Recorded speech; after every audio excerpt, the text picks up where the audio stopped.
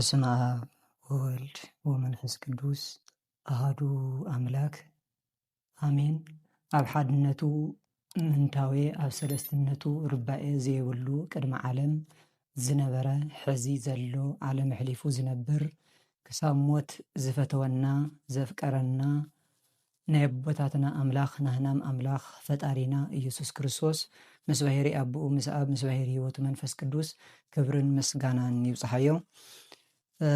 ነቲ ዘይርአ ንኽርአ ምኽንያት ዝኾነት ናይ ዝዓባይ ሃይማኖትና መሰረት ናይ ቤተ ክርስቲያንና ኣዶ ናይ ህይወትና ኣዶ ቅድስተ ቅዱሳን ንጽሕተ ንጹሃን እማ ኣምላክ ወላዲተ ኣምላክ ክብርን ምስጋናን ይብፅሓያ። በአማላጅነቶም ኩል ግዜ ካባና ዘይፍለዩ ቅዱሳን መላእክት፣ ነቢያት፣ ሐዋርያት፣ ጻድቃን፣ ሰማይታት በብመዓርጎም ክብርን ምስጋናን ይብፅሓዮም። ባርከስ ዝኸበርኩም ህዝበ ክርስቲያን ኣእይንተ እግዚአብሔር ካህናት፣ ላይካነ ምስጢር፣ ዲያቆናት ከምኡውን ምእመናን ወምእመናት ከምኡውን ፍትዋት ህፃናት ብስም ኣምላኽና ፈጣሪና ኢየሱስ ክርስቶስ ፍጹም ሰላምታ ከመይ ውዒላትኩም ብሓንደ መጺኻትኩም ኣሜን። ኣምላኽና ብድጋሚ ክብርን ምስጋናን ይብፅሓዮ ኢልና ሎማዓንቲ መማሃሃሪ ንገብሮ ርእሲ ኣብ ገላትያ ምዕራፍ 3 ቁፅሪ 1 ኣብ ዝርከብ ሃይለ ቃል መበገሲ ጌርና ኢና ክንመሃር። እቲ ቃል ንሱ ከምዚ ይብል: መኑ ኣይህመመክሙ ከመ ኢትእመኑ በጽድቅ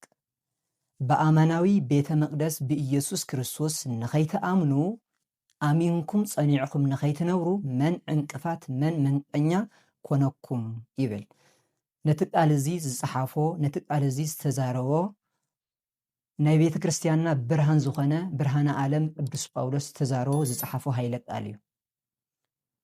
ዝፀሓፈሉ ድማ ናብ ሰብኣ ገላትያ ናብ ገላትያ ተባሃሉ ዓዲ ዝፀሓፎ መልእኽቲ እዩ። እምበኣርከስ ቅድሚ ናብ ሰብኣ ገላትያ ምእታውና ቅዱስ ጳውሎስ መን እዩ ኢልና ንእሽተን መንነት ናይ ቅዱስ ጳውሎስ ክንርኢ ከለና ቅዱስ ጳውሎስ ናይ ኦሪት ምሁር ዝነበረ መንፈሳዊ ቅንዓት ዝነበሮ ብሕጊ ኦሪት ጸኒዑ ንኣምላኹ ዝቐንእ ዝነበረ ክሳብ መጨረሻ እውን ንሃይማኖቱ ጽኑዕ ዝነበረ ኣቦ እዩ። ኣብ ኦሪት ሳውል እንዳተባሃለ ይፅዋዕ ነይሩ። ዘቦ እዚ ጎይታናን መድሓኒትናን ኢየሱስ ክርስቶስ ብተኣምራት ናብ ሃዋርያነት ምስ ፀውዑ ድማ ትምህርቱ፣ ሽልማቱ፣ ሽሞቱ ኣጠቃላይ ሰማያዊ ሽሞትና ትምህርቱ ካብ ጎይታናን መድሓኒትናን ኢየሱስ ክርስቶስ ከም ዝተሾመና ከም ዝተምሃረ ከም ዝተገለጸሉ እዩ ዝንገር ማለት እዩ። ቅዱስ ጳውሎስ ናብ እምነት ዝመፀ ምባል 8 ዓመት ክኾን ከሎ ትምህርቱ ከምቲ እንዳበልና ፀንሕና ትምህርቱና ሽሞቱ ካብ ኣምላኽና ፈጣሪና ኢየሱስ ክርስቶስ እዩ።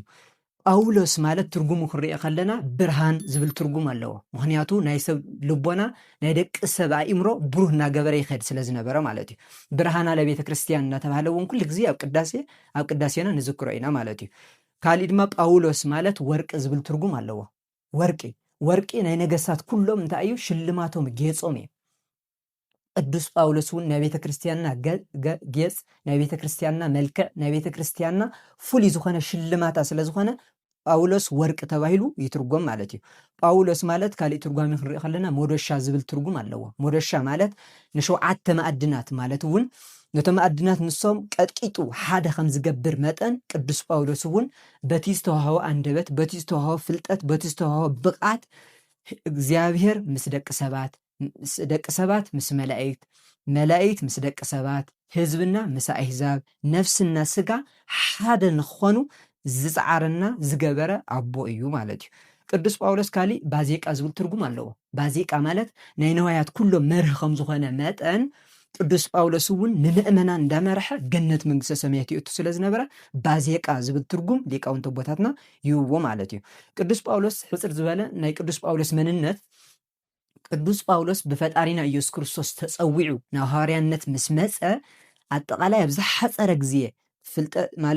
ፍልጠት ተዋሂብዎ፣ ሽመት ተዋሂብዎ። በዚ ኩነታት እዚ ድማ ፀኒዑ ክሳብ መጨረሻ ማለት እዩ ዓለም ሙሉእ ብርሃን ንኸውን ዝፀዓረ ኣቦ እዩ። መን? ቅዱስ ጳውሎስ ማለት እዩ። 14 መልእኽትታት ዝኣኽሉ ናብ ዓለም ሙሉእ ዝለኣኸ ኣቦ 14 መልእኽትታት ዝኣኽሉ ካብኡ እውን ቅዱስ ጳውሎስ ፍልይ ዘብሎ ካብ ኩሎም ሃዋርያት ማለት እዩ ሩቱዕ ዝኾነ ፍልይ ዝበለ ንወጣንያን ከም ወጣንያን፣ ንሕሙማን ከም ሕሙማን፣ ንበቕዓት ዝበፅሑ ድማ ከም በቕዓቶም ከም ደረጅኦም የምህርና ይግስጽ ከም ዝነበረ ፈጣሪና ኢየሱስ ክርስቶስ እውን ተገሊጹ ካብ ዕለታት ሓደ መዓልቲ ኩሎም ሐዋርያት እንዳሰብኹ እንዳሃለው ተገሊጹ ንወጣንያን ዝወሃብ ትምህርቲ ከምዚ እዩ ኢሉ ኣብ ዝተናገረሉ ግዜ ፈጣሪና ኢየሱስ ክርስቶስ ተገሊጹ ታይልዎ እዩ ትክክል ንፍጹማን ከምቲ ትብልዎ ዘለኹም እዩ ከምቲ ናይ ኩሉ ናይ ሐዋርያት ከምቲ ትብልዎ ዘለኹም ኩላኹም ሐዋርያት እዩ ንወጣንያን ግን ከምቲ ቅዱስ ጳውሎስ ዝብሎ ዘሎ እዩ ኢሉ ዝመስከረሉ ርቱዕ አንደበት ዝነበረ አጠቃላይ ናይ ቤተክርስቲያን ብርሃን ዝነበረ ክሳብ መጨረሻ ድማ ብርሃንነቱ ክሳብ መጨረሻ ብሰማዕትነት ብሰይፊ ዝሞተ አቦ እዩ ሃይማኖቱ መስኪሩ በሰማዕትነት ዝሞተ አቦ እዩ መን ቅዱስ ጳውሎስ ማለት እዩ ዘቦዚ ንሰብአ ገላትያ እንታይ ይብሎም ኣሎ በቲ አመናዊ ቤተ መቅደስ ዝኾነ ኢየሱስ ክርስቶስ ጸኒዕኹም አሚንኩም ንኸይትነብሩ መንቀኛ ዝኾነኩም ዕንቅፋት ዝኾነኩም ዘጠራጥረኩም ዘሎ መን እዩ ኢሉ ተግሳጹ ይህብ ማለት እዩ እዚ መልእኽቲ እዚ ዋና ጸሓፈሉ ነቶም ምኽንያት ገይሮም ማለት እውን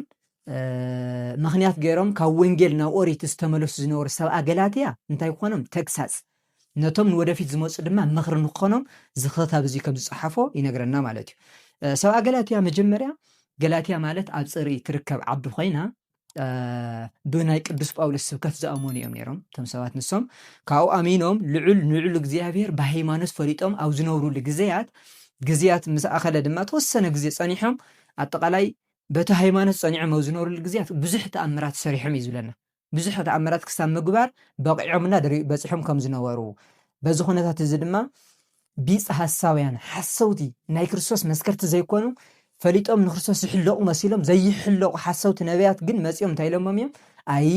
ወንጌል ብዘይ ኦሪት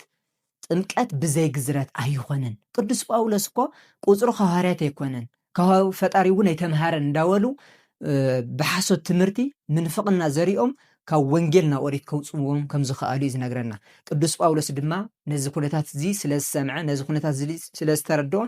ኣብ ሮም ኣብ እስር ቤት እንዳሃለወ ተኣሲሩ እንዳሃለወ ታገብር ክኢል እዩ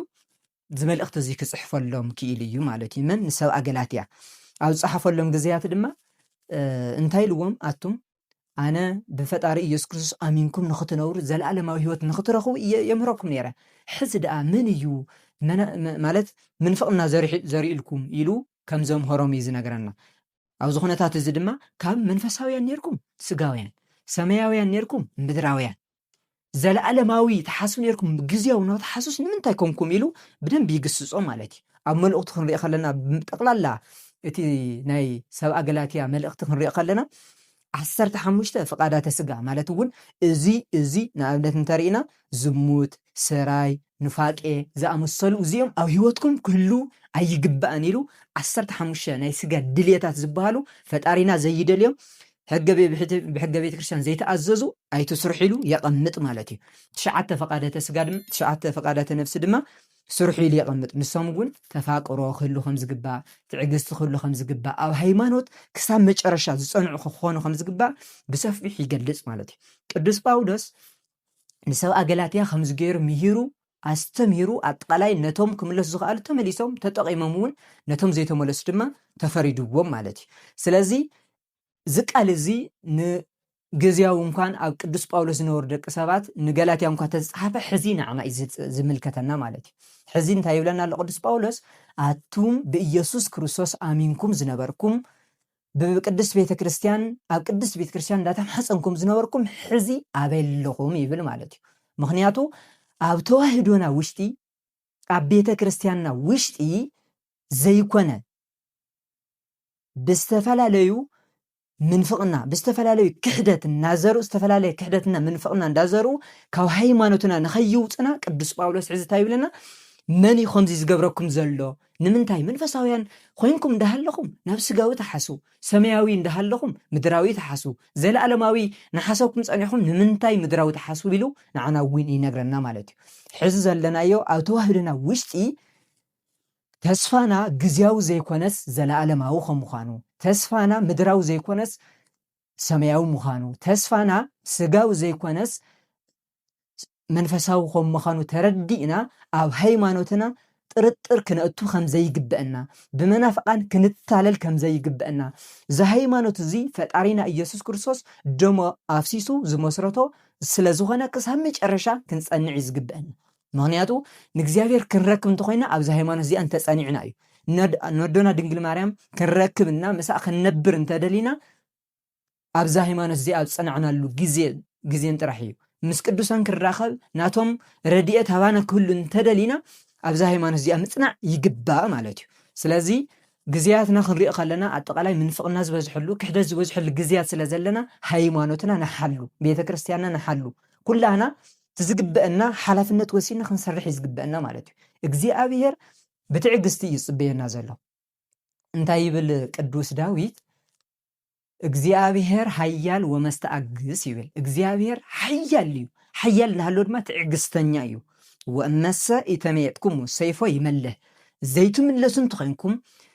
ካብ ክሕደት ካብ ንፋቄ ወፂኹም ኣብ ሃይማኖት ዘይትፀንዑ እንትኮንኩም ኣብ ሃይማኖት ፅኑዓት እንተዘይኮንኩም ግን ሰይፎ ይመልህ ማለት እንታይ ማለት እዩ ፍርዲ የቕምጥ ማለት እዩ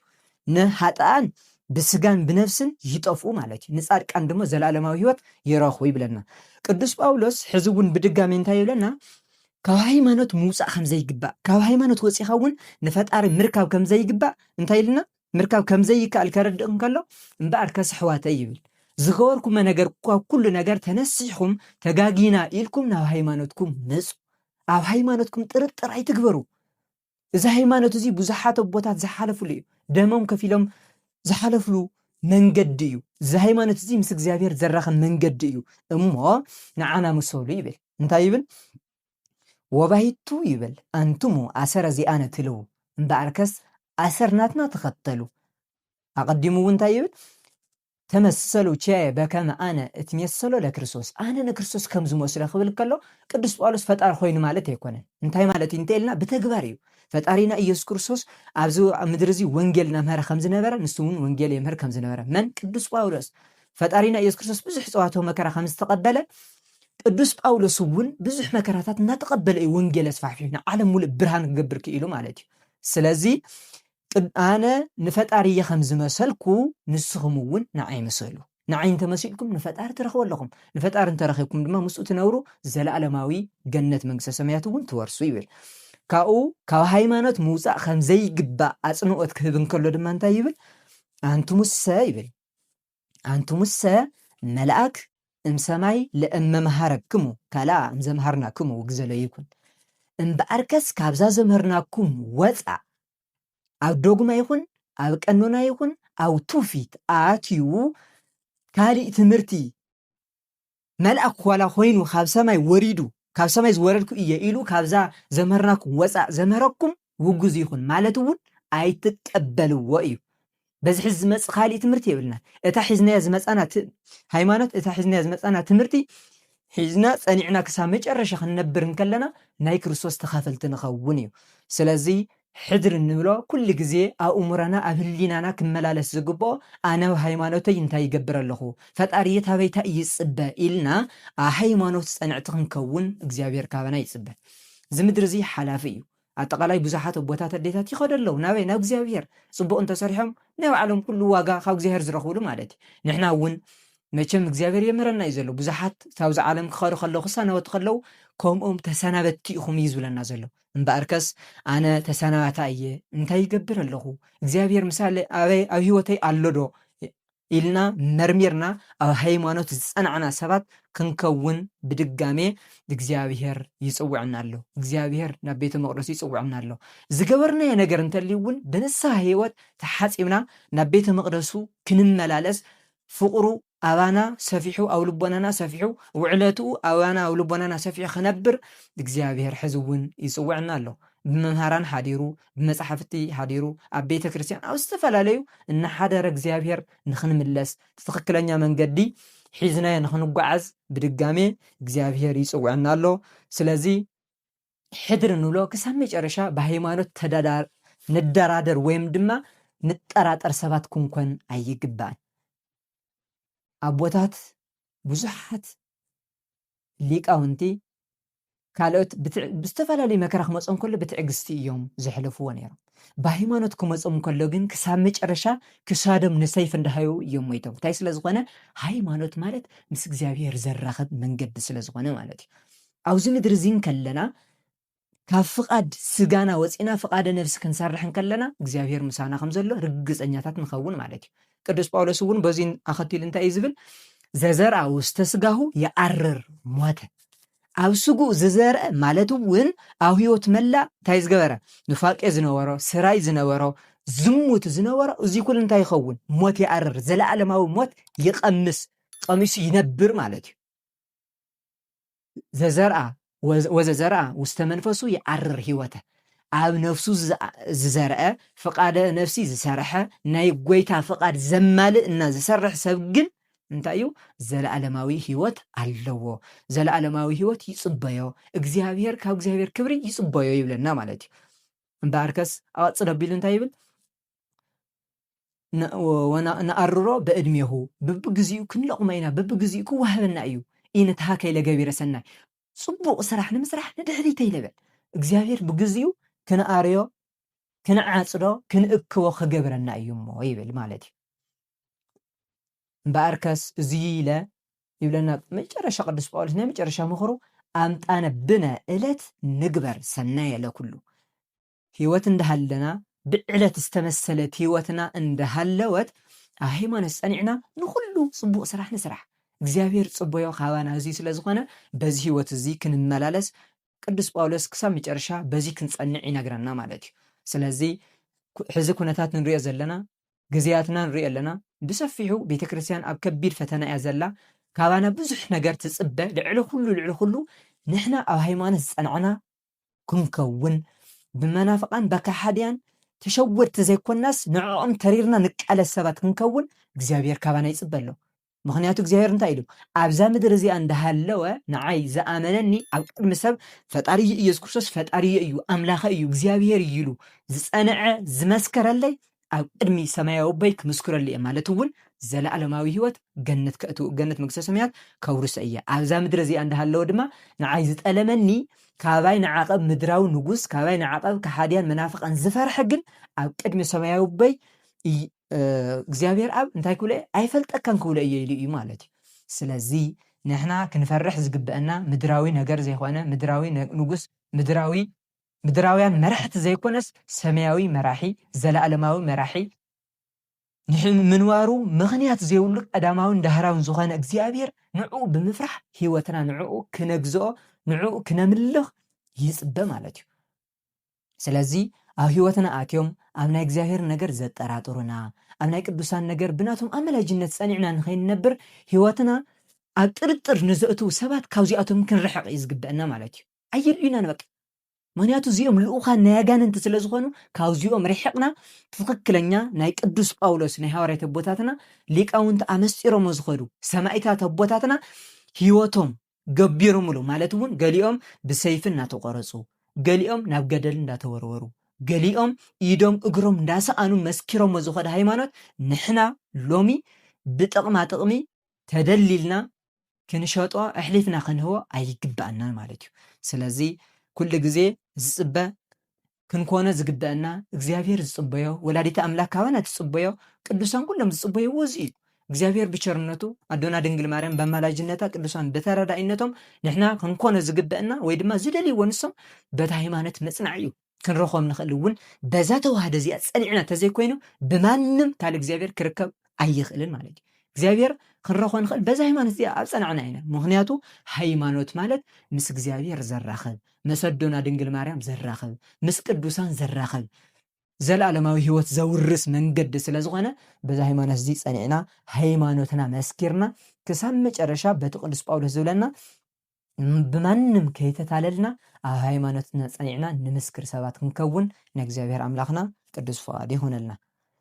ፍቓድ ይኹነልና። እምበኣርከስ ከምቲ ቅዱስ ጳውሎስ ዝነግረና ዘሎ ንሰብኣ ገላትያ ምሂሩ ናብ ክምለሱ ብኣምልኮቶም ክጸንዑ ከም ዝገበሮም መጠን ሕዚ እውን ብዝተምሃርናዮ መሰረት ቅዱስ ጳውሎስ ብድጋሚ ንዓና ይምህረና እዩ ዘሎ። ብኣካል ምሳና ዋላ እንታይ ዘይሃለዎ ብመንፈስ ምሳና ኣሎ።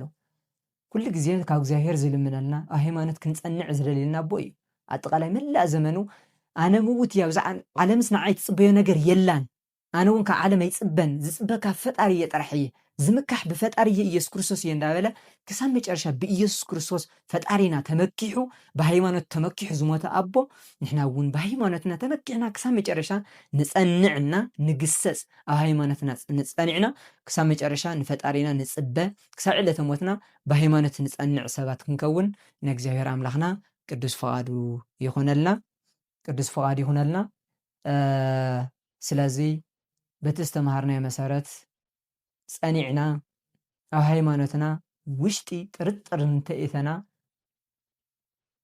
ዝግበአና ንኽእሎ ምትሕግጋዝ ምትሕሊላይ እናገበርና ብሓልዮትና ብፍቅሪ ብሰላም ብሓድነት እንዳነበርና ክሳብ መጨረሻ ፀኒዕና ክንነብር ናይ እግዚኣብሔር ኣምላኽና ቸርነት ናይ ኣዶና ድንግል ማርያም ኣመላጅነት ናይ ቅዱሳን ተራዳይነት ኣይፈለየና ኣብ ሃይማኖት ፀኒዕና 130 ኣፍሪና ክብሩ ወረስቲ ንክንከውን ንእግዚኣብሔር ኣምላኽ ብድጋሜ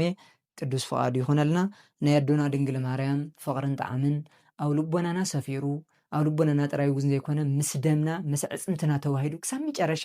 ኣደይ እንዳበልና ለምንልና ንእግዚኣብሔር ዝቐረብ ክንስኽእ ክኢልና ንዓ እውን እናተማሓፀና ሰላም ለቺ እንዳበልና ክንነብር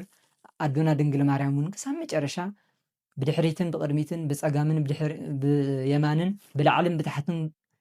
ከለላ ኮይና ዋሓስ ጠባቅ ኮይና ክሳብ መጨረሻ ምሳና ክትነብር ቅዱስ ፈቃዳ ይኾነልና